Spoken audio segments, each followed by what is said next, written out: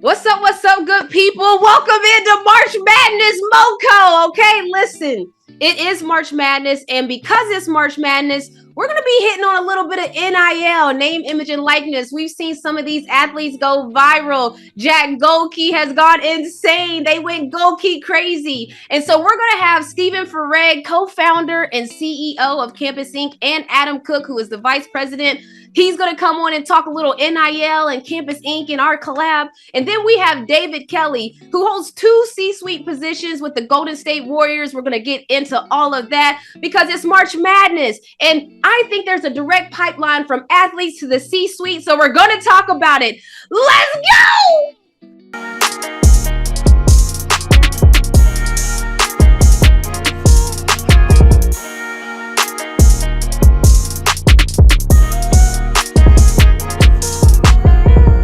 All right, so I talked about March Madness and everything happening, and there's March Madness happening in my own life. Like in this month of March, so many things have happened, and I'm just going to run through a couple of them. So I attended the Time Women of the Year event, and it was incredible. Taraji P. Henson was literally like right there beside me at the table right beside me. Coco Goff and I chopped it up about, she's ATL, she's Georgia all the way. So we talked all about it. Donna from Suits. Okay, so anybody that watches Suits, you know who Donna is. And of course, I love Suits. So when I saw Donna, I said, "What's up, Donna? You don't know me, but I feel like we would be besties if we knew each other." And Donna was just like, we literally became best friends within 5 seconds. It was unbelievable. I told her that Serena is my Donna, by the way. And she's like, "Yes, I can tell." Sarah's her real name, but I asked her, is it okay if I called her Donna? She was with it. So that was just a blurb. Also, what happened is tomorrow, today is Tuesday when I'm filming this, we drop on Thursday. Tomorrow, I'm invited to tea with the VP, like tea with the vice president of the United States, Kamala Harris. So that's going to be interesting. What do you wear to tea with the VP?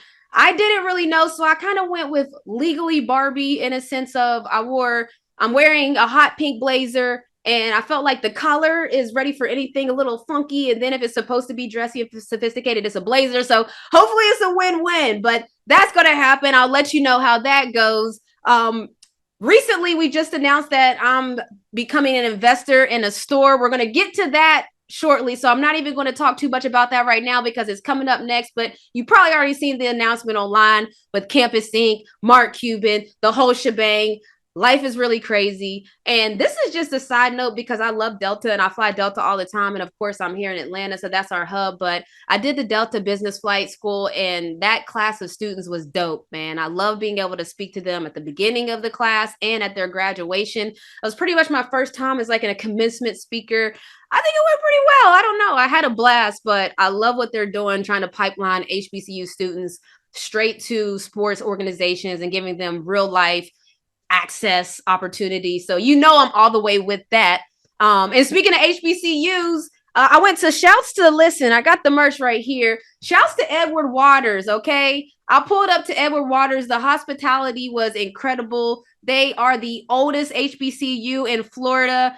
I'm telling you right now, the way they treated us was top notch. And also, we gave out a last yard scholarship check from RMF. We're going to be doing that from time to time. We're pulling up on HBCUs. Baby G, which is who I'm talking to. She wants us to come to NCA&T, so we might be pulling up there soon. But basically, with RMF, my foundation, we just really want to provide that little push. College students be needing just a little bit of help. We want to be that help for them. And speaking of just college students and people doing big things, this don't have nothing to do with nothing, but I feel like I need to say this. Audie Crooks, baby. She dropped a 40-piece nugget in an NCAA tournament game. I'm talking about, I think she only missed 2 shots, like 18 for 20 from the field. It's unreal. And so that's a good transition to bring me into where I'm about to go, and that's March Madness, baby. Okay? March Madness is upon us. And when I say upon us, I mean like we're all the way to the Sweet 16. As you can see, get my little notes to see the matchups. But we're in the Sweet 16, the March Madness already on the men and women's side. When this drops, the games will be happening tonight. So just know that I'm saying this before the games even happen. And so let's start on the men's side with the matchups. So the men's side, There's been some Cinderellas that definitely happened. I talked about Jack Goki, and I'm telling you, he took over as far as like, there's always going to be that NCAA darling. I think it was him. But then when we got the games wise, you got Arizona going against Clemson, which my son Junior picked Clemson to still be in here. So his bracket is looking lovely. Shouts to Arizona, has Caleb Love leading them all the way, having an incredible year. Then we got my UConn Huskies that are matching up with San Diego State. That's going to be a knockdown, drag out, but y'all already know I do bleed blue. Okay. So I need to say this like a disclaimer for whenever I talk about UConn, especially on the men's side. When I'm talking about UConn and their men's basketball team coached by Coach Dan Hurley, I'm talking about the facts. It just so happened that it's great for me that the facts for UConn sound like a brag because I went there. But when you hear other people talk about the University of Connecticut's men's basketball team, they're saying the same things I'm saying. They're saying that this team is not only excellent on offense, they have weapons at every single position. Cam Spencer, Tristan Newton, Klingon, Castle, like there's somebody at every position. That's what everybody's saying. But then there's also the defensive side of it where we are elite defensively. We're connected. We have the passion. We want to get stops. We want to play on both sides of the ball. Just because I'm saying that, that doesn't make it not less true. It's actually true. So I just do that disclaimer because as some people know, I cover March Madness all the way to the men's Final Four with CBS, and I'll be doing that again this year. So we're heading to Phoenix, Glendale, and we're going to do all of that. So I want you guys to know when you see me talking about it, yes, I do bleed blue. And yes, I do hope that UConn wins another back-to-back national championship. But the facts are the facts. And so I'm just giving you the facts. So moving on now. So North Carolina is playing against Alabama now. Alabama has scored 100 points in a game more than 10 times this season. They can get a bucket in a hurry. Like the offense is on point. And we know UNC, they're on there. They almost feel like they're on a mission. You know, teams that like feel like they got a chip on their shoulder. Well, UNC was a preseason #1 team last year. And we know that they didn't end up making the NCAA tournament. That's never happened for a preseason #1 pick. So I feel like this year they're back for vengeance and they're back for more. So that's going to be a fun matchup. Then we got Iowa State and Illinois. And Illinois, they got a backcourt, probably one of the best players in the country in their backcourt. Again, this is a team that has a lot of energy behind them. They're confident, they're aggressive, and it's kind of the same of Iowa State. So that's going to be a good matchup. And then we go, and now to the next matchup is Marquette versus NC State. Now, Marquette is a Big East team, and the Big East only had 3 teams in the NCAA tournament. A lot of us analysts, and again, you can take it for what it is. Analysts, just we make guesses sometimes just like the best of you, but a lot of us analysts thought that maybe they should have had more teams come out of the Big East. Well, what did the Big East teams do? They went 6-0 in the tournament, basically showing why they're there. Marquette's matching up with NC State. Purdue is matching up against Gonzaga, and we know Purdue has Zach Edey, who's probably going to get back-to-back National Player of the Year, and that team is a #1 seed that if anybody has a lot of pressure, if anybody feels like this is the year they need to get it done, it's probably Purdue. Then you got Houston versus Duke, and Houston is a team that when I talk about stingy defense, that's Houston. Like they don't give up nothing. Coaches Kelvin Sampson, he has a culture over there. They bought in. That's a tough team. And Duke is a talented team. We saw them get hot versus in their last game. Duke versus Duke, the battle of the Dukes. We saw them get hot and scorch it. So that should be interesting to see if Duke can still shoot like they did last game against a good defense in Houston. Then you got Tennessee, another defensive team going against Creighton, another Big East team. So that's on the men's side. That's what I cover on a day-to-day basis with CBS. So like I said, I'll be covering the men's side all the way to the Final Four. Check us out there. And then we got the women's side, which now you guys know on the women's side, I'm more so of a what I would like to call, I watch it. I'm a spectator, but I don't analyze it as much as I do, especially not on TV. So on the women's side, I'm looking, and so let's start at the top. And let's just see, Notre Dame is matching up with Oregon State. And Notre Dame, if you haven't seen Hannah Hidalgo, I'm telling you right now, the game is in good hands. This talk about playing 2 sides of the ball, the girl is it. Then you got South Carolina versus Indy. South Carolina undefeated, just doing their thing. They look like their last game, they look like a machine. They look like this is scary when they're clicking on all cylinders. Scary, scary, scary. Then you got Stanford and NC State on the women's side. And again, tough teams, going to be fun to watch. Texas versus Gonzaga, LSU versus UCLA. Now, LSU is the definition of sports entertainment. When you watch their games, you get both at all times. You get the sports and you get the entertainment, period. And so they're going against a UCLA team that has some young guns that can hoop. We had Kiki Rice, a friend of the show, on the podcast earlier this season. Going to be a fun watch. You got Iowa, Colorado. We know Caitlin Clark is in Iowa and the Clarkonomics of it all, selling out everywhere she goes. USC, led by Juju Watkins, is going to be matching up with Baylor and and Juju is must-see TV. And USC, honestly, but Juju is that girl. Like when you say somebody has the it factor, it's her. And then, of course, you got my UConn Huskies against K-Law.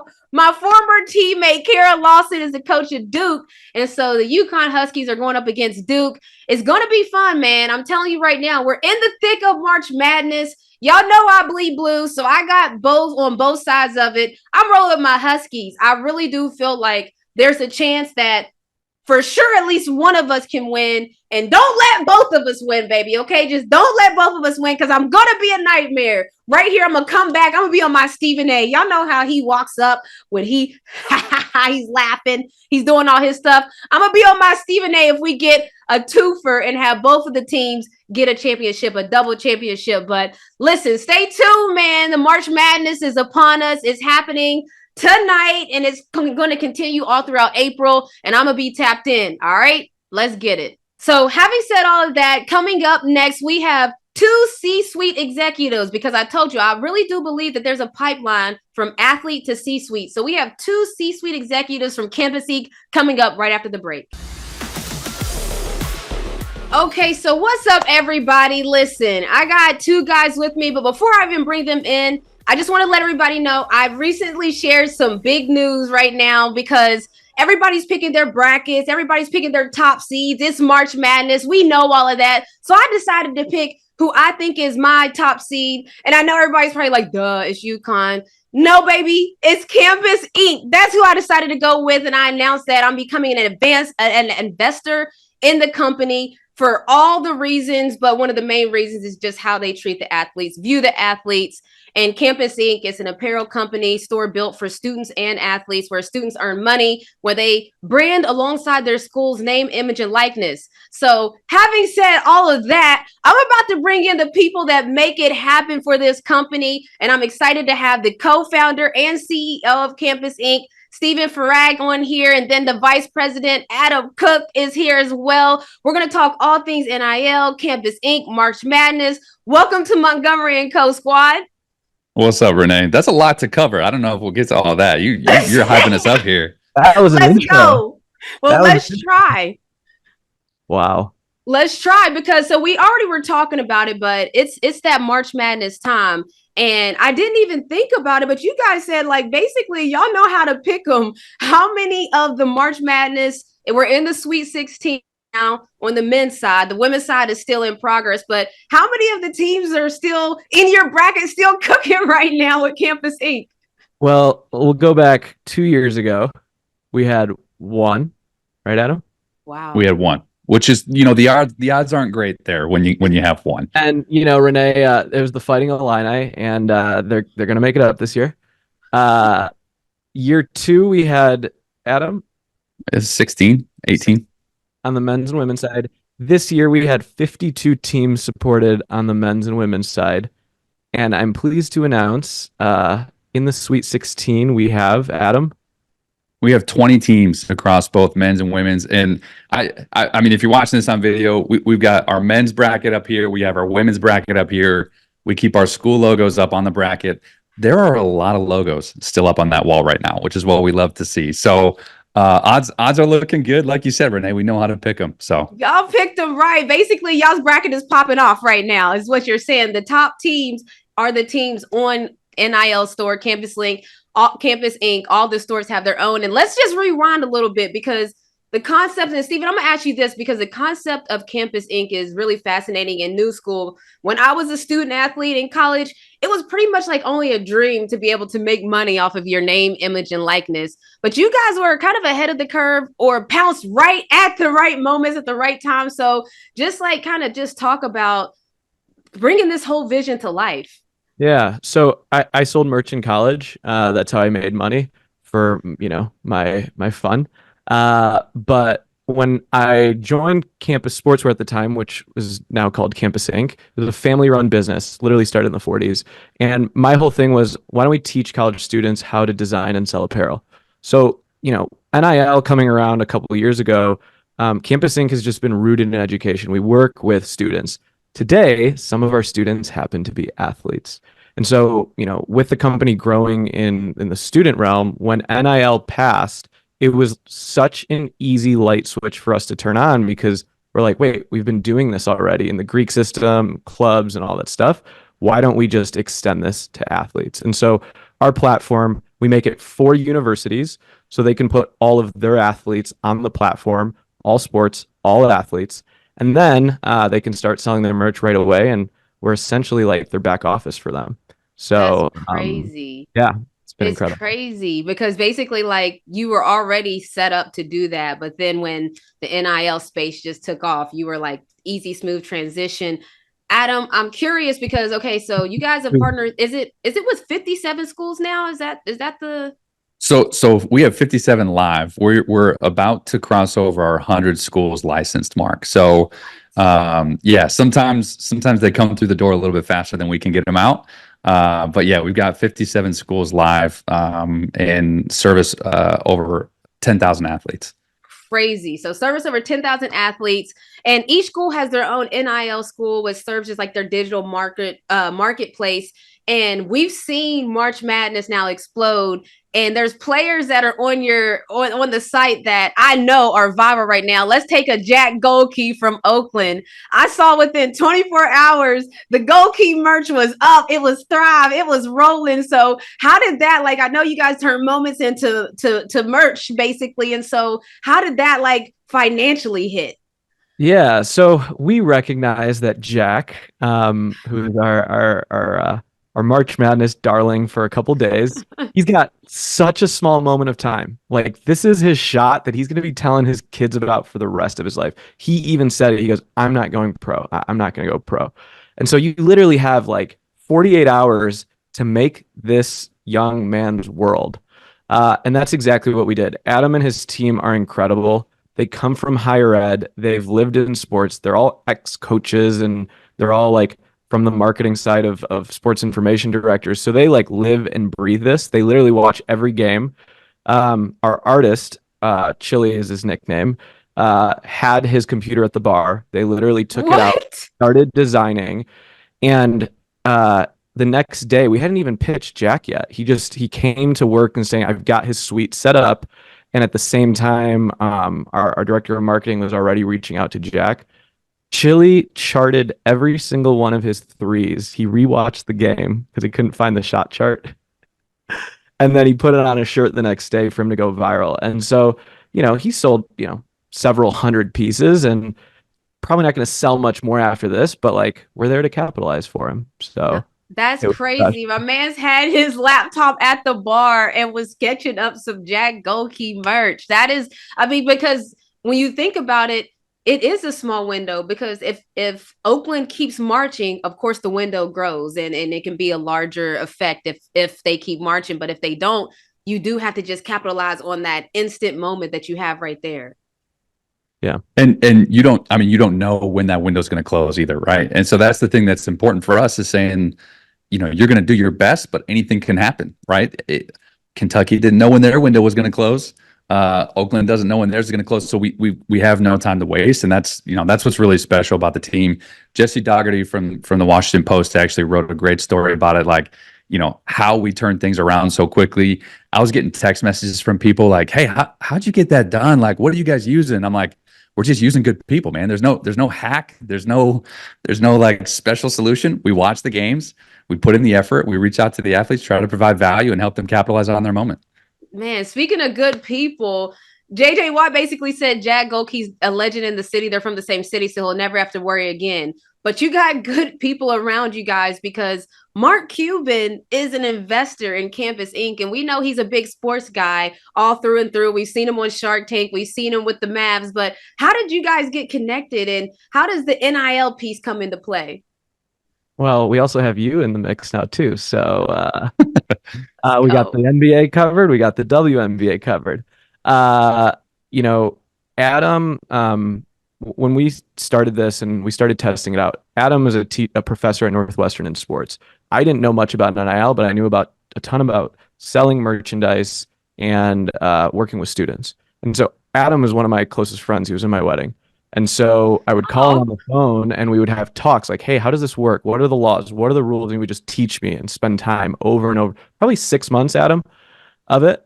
And then at some point I was like, shoot, if we're going to do this, we've got to get like an investor. We need something. And so I read somewhere that you could cold email Mark, and he answered. He gave us an investment within like 24 hours. He said yes. And then I was like, Adam's wife's 9 months pregnant at the time. I was like, Adam, you need to quit your job and come do this.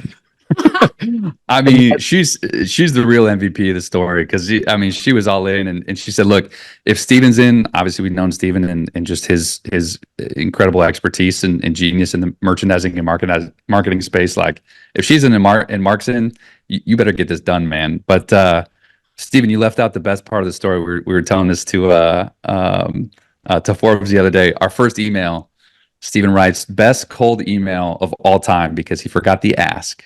And so Mark replies, and he's like, "So why are you emailing me, just to brag?" I'm like, nope, but we got to reply. we got to reply, which meant then that the door was open. So we got it done, and he's been great. But that is crazy. Wait, so we have to rewind like this. We need a replay here within 24 hours, because all we hear about is when you have to get an investment, there's all these things that have to happen. But within 24 hours, you had a yes from Mark Cuban. So we had a yes within 24 hours. The check takes a couple months. That's when all the fun starts, as you know, right? Like, we had to go through diligence and pitch to his team and make sure, this was a good investment. Same kind of thing that happens on Shark Tank. He makes a decision quickly, but then all the other stuff has to happen. And we were able to close, just like buying a house, within a couple of months. And then we were kind of on the road and the journey. But I think the lesson is, like, we're not afraid to cold message someone and just reach out. The worst that they can say is no. I think that's how you got connected to us. Literally. We're just, if Mark can do it, anyone can do it. So why not? And to that point, I'm like, everybody knows, like, I'm on social media a lot. I talk about social media and the power of social media and however you use it. Some people look at social media as like, oh, it's just so bad. So many things are happening on social media, but I'm like, man, I love social media. I meet people that I would have never been able to meet. I talk to people. I watch games live as a community. I love to see if something happens crazy on an award show and I'm going online to see what everybody's talking about. Well, still in that same breath, I was like, man, I see what they're doing and I see the vision. And I'm like, let's figure something out, because there's a way here that even athletes telling their stories, through their merch. Like, we all have a story of how we got there. You don't become the top 2% by just falling accidentally up. And so, kind of the same as Mark Cuban and them, I reached out. I'm like, yo, what's good? I'd love to get on a call with somebody to talk. And the rest was history. Here we are now, announcing that I'm an investor and that we're teaming up together. But talk about the athlete mission that Mark Cuban, because we all are connected and we all now are a part of the same brand, all of us, but we all kind of are very like-minded in how we love, like, the athletes being first and foremost. Well, I'll let Adam explain the thesis, but something that Mark is known for is he's got the best visitor locker rooms. He takes really good care of his players. They got the best towels. They always get, if you go play at the Mavs and you're on a road game, like, he takes really, really good care of players, whether they're on his team or they're not. And I think that's, like, just a testament to, okay, we got the right guy in our backcourt. Now we can kind of start building. Adam, do you want to talk about, like, what Mark's thesis was, how he kind of gave us wisdom and advice of how to build this thing? Yeah, and that's really kind of where we started. Even the conversation of who we're going to bring on is like, as this space shifts and as NIL continues to grow and evolve, what we didn't want to have happen was just perpetuating the things that have been wrong, in a lot of people's eyes, into the next era. And when you sell merchandise, when decisions are made from a league or a rule or a financial breakdown conversation, a lot of times the last person to get consulted or have their voice heard is the athlete, which at the end of the day is the one who's actually creating the product, putting their bodies on the line, investing all the time. And so we really wanted to take an athlete first approach and say, if we're going to create merchandise, if we're going to do revenue shares, who's the most valuable person in this equation? It's not us. It's the athlete, right? They're the ones who have the followers. They're the ones who have the influence, and they're the ones whose name, image, and or likeness is going to be leveraged. And so that really is the foundation of everything that we do. Is we say, look, let's get to know you. What are you about? What do you want to celebrate? What do you want your brand to be about? Then let us go, turn around and kind of do the nitty gritty work of the licensing and the creating of the merchandise to kind of put you first and foremost in that conversation, both from a creative standpoint and honestly from an earning standpoint. We kind of got our wrists slapped a bunch of times. We got some talking tos by some, incumbent people in the industry that were like, "Look, man, athletes don't get paid this much this way." And they was trying to stop. They was trying to stop the funds from flowing. Oh, 100%. And so Steve and I just kind of had to put our foot down and say, well, they haven't, but that's going to change moving forward now. And so we've been really grateful to be able to get some good partners on place that believe in that same mission.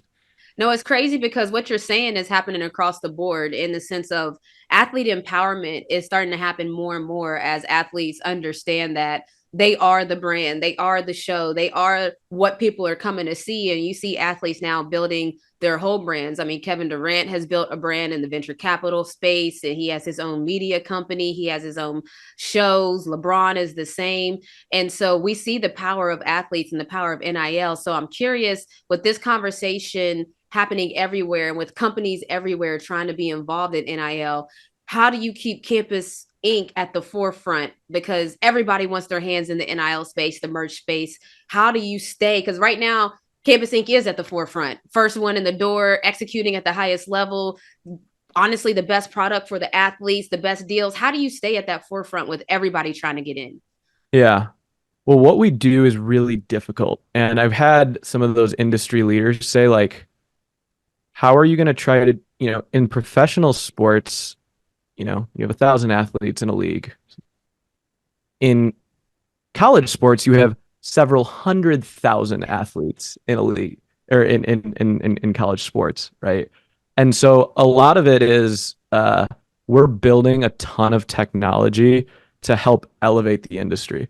And so there's a lot of like old school way that things are done, the way shirts are bought in bookstores, the way licensing is handled, the way compliance is handled. And so we're taking like a very tech first approach to say, like, how can we just like raise up and help the rest of the industry so they can kind of benefit from some of the things that we're building. And so that's kind of what we're doing to stay what we call like defensible. And, I think secondly, we're really just like spending so much time building strong relationships with schools and with athletes. Yesterday, the Illini basketball team all came into our shop to make stuff for their families before they were flying out tomorrow. It felt like we were hanging out with friends. There's like 12 of them in there, and they're like, oh, can I get another one? Can I get another one? Like, relationships are so powerful. And even if you have to have 10,000 relationships, you can have 10,000 relationships. That's okay. Right. And so just like being very, very genuine and authentic, and then just spending time educating the schools and saying there's a better way, there's a better way, there's a better way. We say the t-shirt comes last. Everything else comes first. The athlete comes first. The relationship comes first, and the t-shirt comes last. And I think just continuing to do that, we don't look at our competition. Adam doesn't let me follow them on Instagram, actually. We just like stay like super laser focused looking forward. And, we keep building with good people, and the score will take care of itself. So running your race. Adam said, listen, don't even have him on the timeline. Don't get distracted, man. Don't get distracted.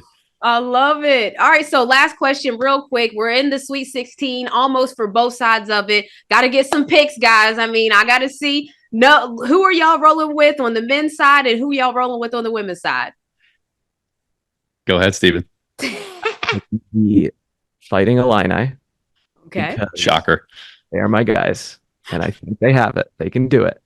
And I think on the women's side, oof, I think No I'm pressure. I'm not even going to say, you don't have to choose UConn. I'm going to say this for everybody. I know they're looking at me wearing a UConn jersey if you guys aren't looking at the podcast right now, but no pressure. Honest opinion. Who you got? Who you rolling with? I think it'll be a UConn. I'm gonna get it's either a UConn or an Iowa. Oh wow. Okay. I don't know. What you got, Adam? What you got? I'm going back to your era, Renee. I think I'm going double natty this year. I'm calling it. I'm calling it right here. They look tough on the men's side. They are hard to beat. They're good on both sides of the ball. The women, I'm feeling it with Paige coming back. You look really good in that UConn jersey. So maybe it's just something about, how nice a quality that jersey is. But and here it is too. I'm double dipping. All right. So just yes. Shut up and win games. Yes, right? I love it. So we're going your era. We're going double natty. That's my take right here. Listen, that's what I'm rolling with too. I told them they could have an unbiased opinion, but for the men's side, like I say, first of all, both of us are in the Sweet 16 already, so that's done. Check. I really do feel like both of us can make it to the Final Four, and I do feel like at least one of us are going to win the national championship.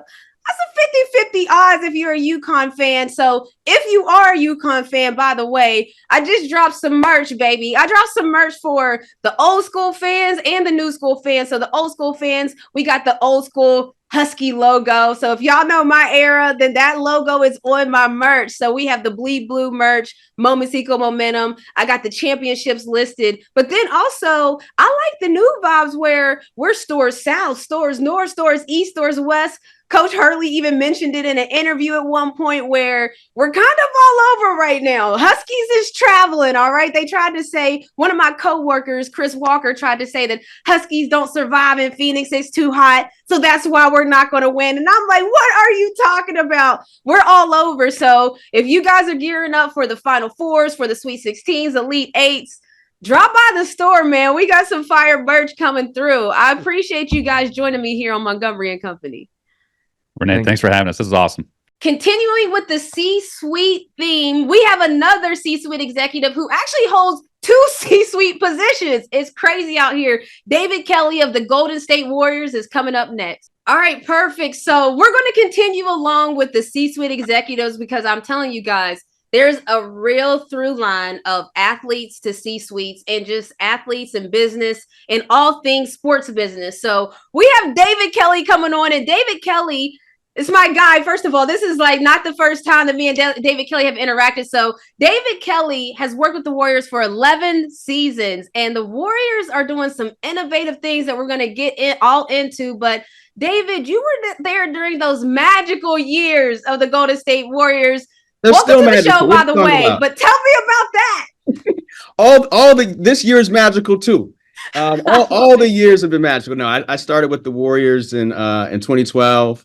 So yeah, I've been here for all 4 of the championships, and another one coming this year as well. So we haven't given up hope on that.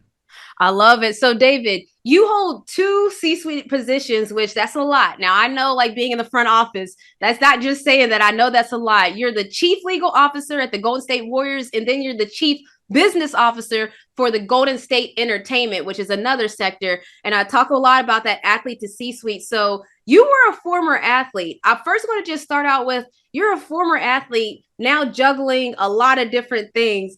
Like, how did sports help you with this business aspect? Well, sorry, former entertainer. Former entertainer. I'm sorry. Yeah, okay. Yeah. So yeah, I'm my athletic ability maxed out in high school. That still counts, though. That still counts. You hadn't seen a jump shot yet to know whether or not it counts. But yeah, no. But so then I went to Morehouse, and then when I came out of the house, I started an entertainment company called All Natural, and so I was a hip hop artist. And then ended up going to law school, and then came over to the Warriors in 2012. So yeah, no, it's been quite the ride coming from law school and doing music to now we've launched Golden State Entertainment here at Golden State, and trying to launch a company that's really looking at sports sitting at the intersection of culture and music and film, and doing a venture that looks to do original content in the film space and in the music space. It's crazy because we all know that there's that intersection. Like sports entertainment, we say the term, but you went and co-founded Golden State Entertainment. Now knowing that you have musical background and different things of that nature, it does make sense, but nobody's literally put the two together in such a tight way as like a sports team having their own entertainment sector. Are you the one, like, are you getting your A&R on? Are you finding the artists? Are you like putting together, like, how is this thing coming together? What's the behind the scenes looking like? Yeah, so I have a team of people, and we collaborate on who will be good to sign. The first artist that we signed was actually brought to our attention by DJ D Sharp, who's the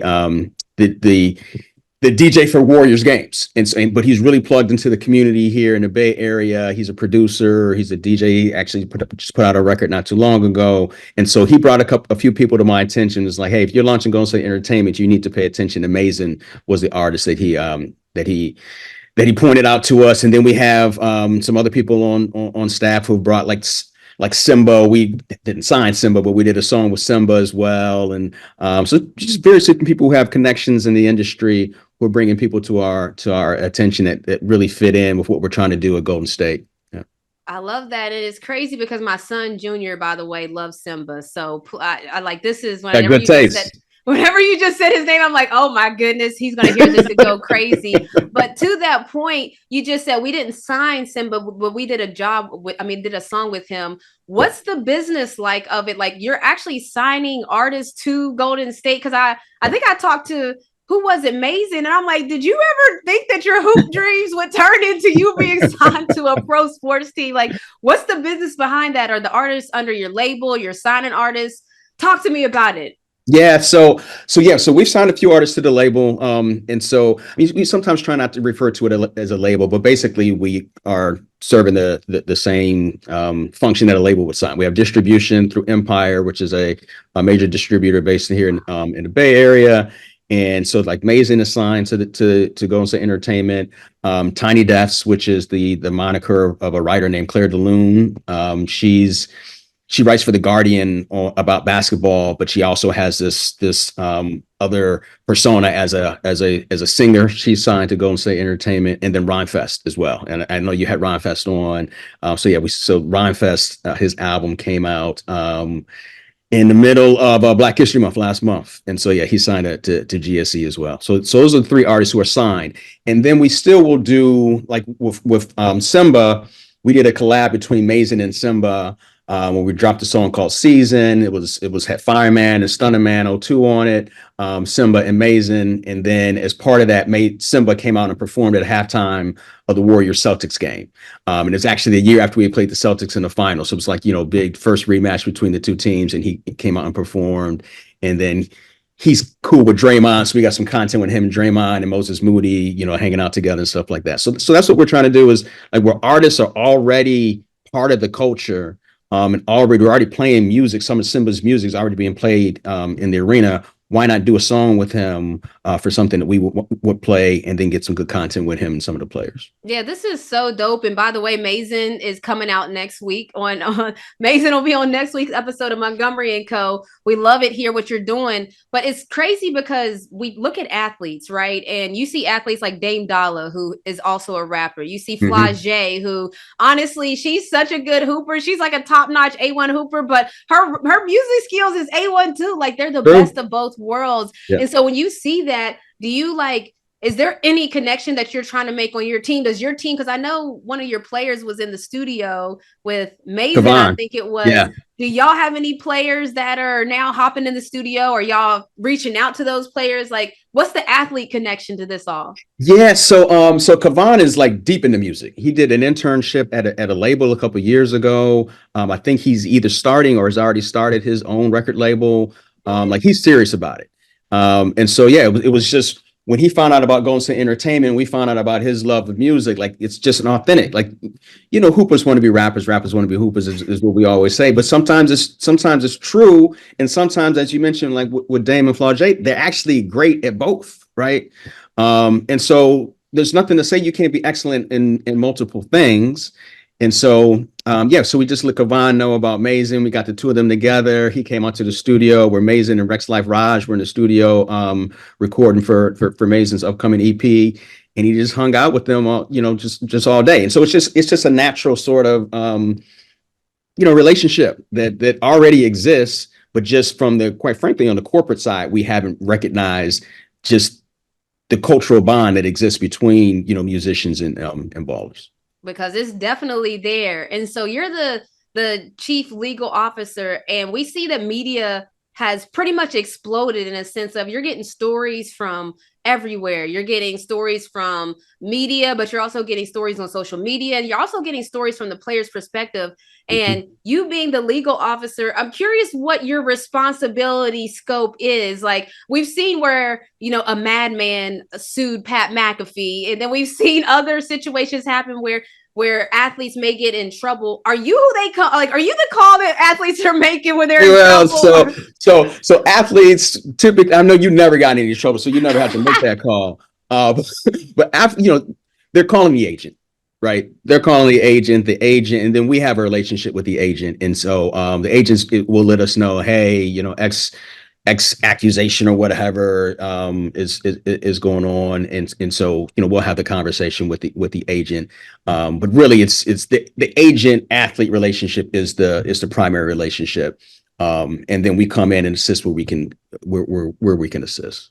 Okay, so and speaking of then legal, you went to law school, and was the plan always to work in sports? Because I always love how it always comes back to sports is what I say. So when you went to law school, what was the actual plan? Because you already you went to Morehouse first and then law school. So you already had been doing music and an artist.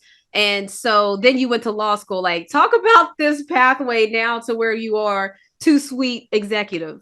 Yeah, so I actually didn't think I would be working in sports when I went to law school. I thought maybe I would be able to work in entertainment, like on the music side. But I wasn't really thinking about sports. And then I worked at a law firm in Chicago called Cat Mution, and we had a really strong sports practice. And so I was just by happenstance able to get involved in some of the sports matters that we were working on. Like, we represented the Bulls and the White Sox, and then we ended up doing some work for the Celtics and the Oakland A's. And then ultimately, when Joe Lacob and Peter Guber bought the Warriors, we represented them. And so that was the connection of how I ended up coming out here. But yeah, so I was just at the firm, just doing typical stuff that lawyers do. And then just a small percentage of the work was sports related. And I was able to increase that percentage to now it's 100%, right? Crazy. Yeah. So, okay, I have to ask them, because you said doing what lawyers do, and you mentioned in Chicago. I talk about my love for TV shows so much. Suits. Please tell me, have you seen Suits, the TV show? I have not. My son is like obsessed with it. Yes. I'm not like that. Your son probably thinks you just got lit up, baby. I'm just saying. But because I was going to say, how realistic is Suits, where they have some, you mentioned your firm. If you have Bulls as a client and you have the Golden State Warriors as a client, you're doing amazing as a firm. And that's pretty much exactly what Suits was like. They had like the who's who of clients. So is it really that flashy when you have these clients where it might be courtside seats that you be given? You're like, what is that life really like for high power? It's a job. Like, so when somebody is coming to the law firm and to the lawyer to do something, they are coming to you to handle their legal work, not to hang out, not to floss or anything like that. Like, no, it's a completely different relationship. And so it's, hey, we have this legal issue that requires your assistance on this, handle it. It's not, and all that other stuff is other stuff. They don't comp courtside seats that you can give away to somebody that owes you a favor and say, hey, I got these two courtside to watch They'll LeBron sell you tonight. courtside seats. They won't comp them. They gonna send you the bill after? 100%. Oh, Harvey didn't tell us that part on Suits. You see what I'm saying? That's the part of Suits we didn't know, that the bill was coming, because I'm like, they're giving away seats to Hamilton, courtside seats at the ballet. So I just had to ask. I'm like, you might have a inside track on purchasing tickets, but the firm is not discounting the rates, and the team is not giving away the tickets. Put it that way. oh man, that burst all of our Suits bubbles, because they was living the high life, baby, propping on private jets. But speaking of all of that background, so you have the background, you're the chief legal officer, you're the chief business officer. What is your ultimate vision, though, for like, what do you see Golden State Entertainment becoming, and what do you see it doing for the sports world? Do you see other people following suit? Yeah, so I see that when Joe talks about the Golden State Warriors, it's not just for us to be a sports team. It's for us to be a sports, entertainment, media technology company. And so, we're sitting here in Silicon Valley. We're in the Bay Area. We've been blessed to have this great success that we've had on the court. But how can that fuel other success that we can have as an organization? One thing that fueled is that we built Chase Center, right? It's a new arena. We own it. We operate it. We have retail that's coming online. And then with Golden State Entertainment, and then we also have the WNBA team coming next year, right? And so it's, what are the additional verticals and platforms that we can get into from our position of this team that we've built that we can then expand into? And one of these things that we've expanded into is Golden State Entertainment. And it basically is just looking at, if you think about, first off, documentaries like The Last Dance and sports related documentaries, we're in a position to be able to tell those kinds of stories from the seat that we have as Golden State Entertainment. So the first two documentaries that we were involved in was 38 at the Garden about Jeremy Lin, and Stan about Mahmoud Abdul Rauf. So we try to get involved in the telling of stories that have a sports perspective on them, but have a lot more depth to the character than just what you might have seen, with respect to him or her on the court. And so those, so trying to tell those kinds of stories on the film side. And then on the music side, it's, if you think about the tentpole events across the NBA season, Black History Month, MLK Day, Women's Empowerment Month, like, we're doing music that ties into those tentpole events that we as the Warriors and the NBA are already celebrating. So like for Ron Fest, we did an album called James and Nikki, a conversation about James Baldwin and Nikki Giovanni that we put out for Black History Month. Last year we did a song with Mr. Fab from the Bay Area that we released on MLK Day, and it's really about King's vision of the beloved community that he used to talk about in his speeches. And so we're trying to just do stuff that matters, but that already ties into things that we're already celebrating as the Warriors. And so long term, continuing that sort of like engagement and doing like authentic content that matters is what we're trying to do. Listen, so I'm about to shoot my shot. Okay, this is what I do. Well, you ain't never miss. I'm telling you right now, I have a family that we are musically inclined. My wife sings and my son flows. We love Christmas. So if y'all ever do a Christmas album, Christmas song, David, please come over here, because I'm gonna tell you right now, we haven't even put our tree down. Serena, I'm sorry I said it, baby, out loud. I'm sorry. I don't let us take our tree down. I want a year-round tree. I'm trying to make it to where we just decorate it for different holidays. Now it's a Valentine's Day tree. Okay, this is like this. I'm trying to make that happen. So if you guys sniff around anything, because we know Christmas Day games, I'm just throwing some things out there in case you haven't thought about it. I'm shooting my shot. My wife and my baby, they do this, and I'm not just saying that she's sung for the Hawks and all these other, like, we've already been out here, but okay, just I'm shooting my shot. But to that point, I'm done shooting my shot. All right, response to that, David Kelly. Shot received. So if you got anything that you want to send over to a brother, we are more than happy to check out what it is that you got.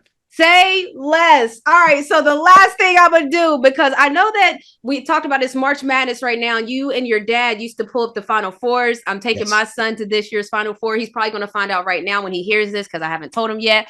But How old is he? He's 16, junior in high school. Awesome. Yeah, so he's 16, and we're watching the NCAA tournament, and we're watching these stars, these legends be born. And you're a chief legal officer, so I'm curious, do you have any advice for these kids that are starting in the NIL space? They're making a lot of money. They have a lot of people around them right now. is there things that maybe they should be looking out for, that they should be thinking about just to protect themselves, in a sense of probably things that you always know athletes that are pro do, but maybe not college space don't think about it yet?